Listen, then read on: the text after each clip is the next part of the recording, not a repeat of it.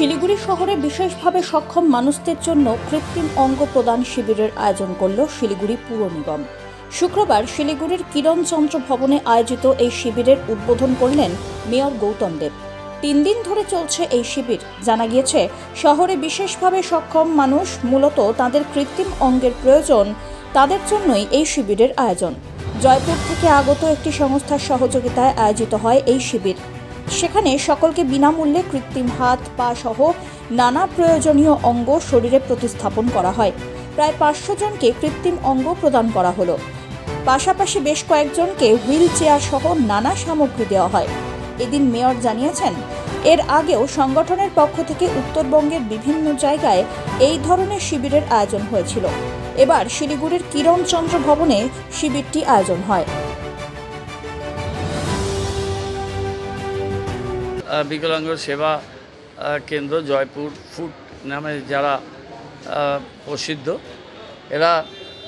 এদের সাথে আমাদের যোগাযোগ আছে।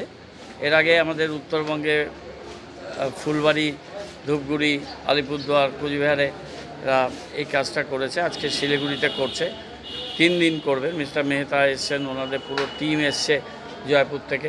প্রচুর tricycle, wheelchair, crutch, hearing aid, calliper, হাত পায়ে সব কিছু নিয়ে ওনারা এসছেন। এখানে একটা ক্যাম্প তৈরি হয়েছে। 3 দিন ধরে এই ক্যাম্প চলবে। পুরসভা সাপোর্ট দিচ্ছে এবং এরপর মালবাজার করবে, গরুবাথান, কালিম্পং এখানে করবে। তারপর এরা আলিপুরদুয়ারের দিকে মাদারিয়া, কালচিনি এই সমস্ত জায়গায় করবে।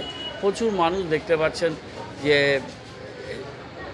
সহায়তা পাচ্ছে। বিশেষ করে যারা হাঁটতে পারছিল না, চলতে পারছিল না, একটা মানসিকভাবে একটা প্রতিবন্ধী হয়ে ছিল, তারা যখন এই সাপোর্টটা পেয়ে নিজের পায়ে হাঁটতে পারছেন বা শুনতে পাচ্ছেন বা চলতে পারছেন বা হাত দিয়ে কাজ করতে পারছেন, তখন তার মধ্যে যে আত্মজাগরণ হচ্ছে, আত্মবিশ্বাস ডেভেলপ করছে, সেটা কিন্তু একটা কাইন্ড অফ রিবার্থ হচ্ছে, নতুন জীবন তারা পাচ্ছেন।